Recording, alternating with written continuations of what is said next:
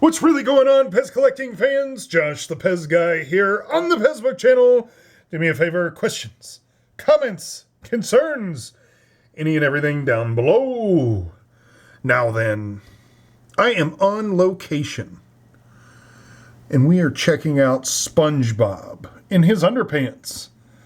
Now, see the side of him, how there's no printing there on this one? Well, then we look over, there's printing on the sides. And this middle one has darker black ink on it than the one on the left or the right. But if you notice on the sides of them, the one on the far right has no paint while these other two do.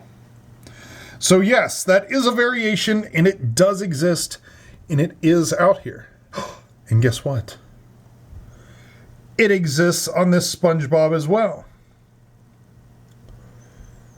So you may wonder, why did they stop printing around it? Because that little bit of paint, it adds up. That's why. Remember, these are made by a plastic factory, and PEZ is a candy company. Very cool variations. So yes, half underpants and half pants do exist. So until next time.